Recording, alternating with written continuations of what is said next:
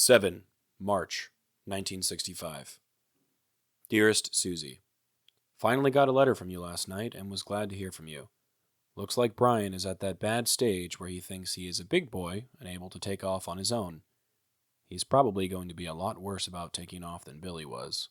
Although I remember Billy doing the same thing once. Remember that time in Germany? Well, I am about to get settled down in the Cobra platoon.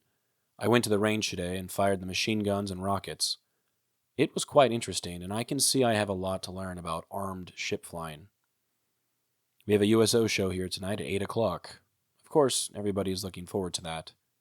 Anything to break the monotony. Well, it is Sunday, and everything is real quiet around here. We had a little bit of excitement yesterday. Some VC sneaked into the Army of Vietnam compound and blew up their fuel and ammo stock. It made quite a blaze. Well, I guess I will close for now. I love you all and miss you very much. I am still counting days, although it is very depressing to think about 200 more days away from you. All my love, Bill. In this letter, we get the sense that the war is changing. Popi is settling into his new role in the Cobra platoon, training on machine guns and rockets and trying to break the monotony with the U.S.O show. With that being said, behind the scenes, the men steering U.S. strategy were starting to question the entire approach to the war. While Popi was out on the firing range, training to fly gunships and adjusting to his new position, a very different kind of battle was playing out in Washington. On March 6th, just one day before this letter, McGeorge Bundy, President Lyndon Johnson's national security advisor, wrote a memo to the president that questioned the entire foundation of the American war effort. He summarized something that had been quietly building among policymakers for months. He is quoted as saying, "Last night Bob McNamara said for the first time what many others have thought for a long time, that the Pentagon and the military have been going at this thing the wrong way round from the very beginning. They've been concentrating on military results against guerrillas in the field, when they should have been concentrating on intense police control from the individual villager on up." Bundy was one of the key architects of the American foreign policy during the early years of the Vietnam War. He wasn't a military man. He came from Harvard and served as one of the youngest national security advisors in U.S. history. Alongside Defense Secretary Robert McNamara, Bundy was one of the most influential voices pushing for deeper American involvement in Vietnam. But by early 1965, cracks were already starting to show in the U.S. strategy. The war was supposed to be about fighting communism. But how do you fight an ideology with airstrikes and gunships?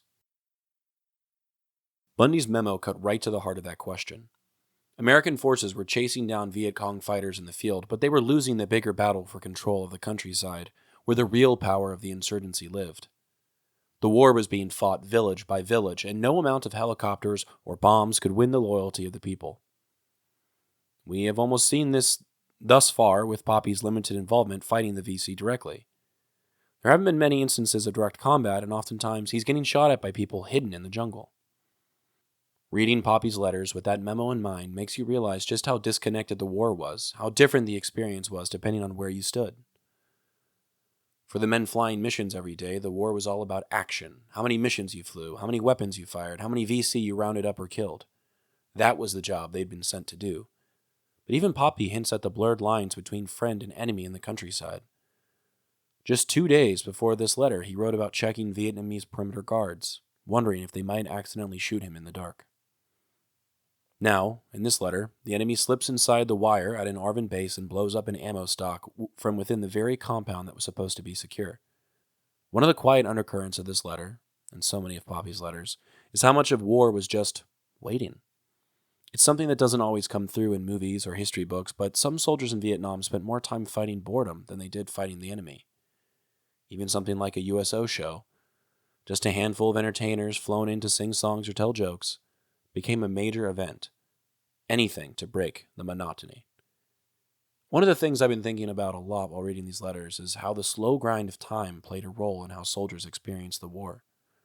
At this point, Popi is still hopeful, still throwing himself into the new challenge of learning the Cobra's weapon systems. But the longer he stays, the harder it becomes to maintain that sense of purpose. What happens to someone when they're constantly switching between bursts of action and long stretches of waiting, between adrenaline and boredom? How does that change the programming in your brain? The photo I chose for today actually depicts Popi's point of view while at the range. What makes this different than a standard range for a ground soldier is that, as a Cobra, he had to practice firing his weapon systems from his helicopter. If you look closely, you can see the red streaks of rockets on the left side of the screen. On the right is a plume of smoke. They are firing at nothing in particular on the ground.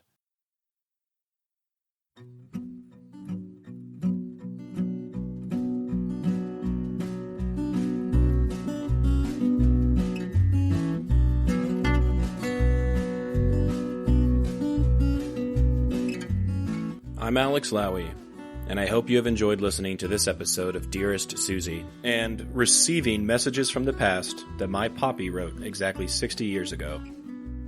I sincerely appreciate your time and interest. Please consider following the podcast on your preferred platform, and if you're enjoying it, I kindly ask that you take the time to rate the show and leave a review. Also, please follow the project on YouTube, X, and Instagram. All likes, comments, shares, and reviews will help grow the reach of this story. The links for these things should be in the description of this episode. Please feel free to email me at dearestsuziepodcast@gmail.com if you have anything you'd like to say. I'd love to chat or to hear about your stories as well. Thank you for listening, and God bless.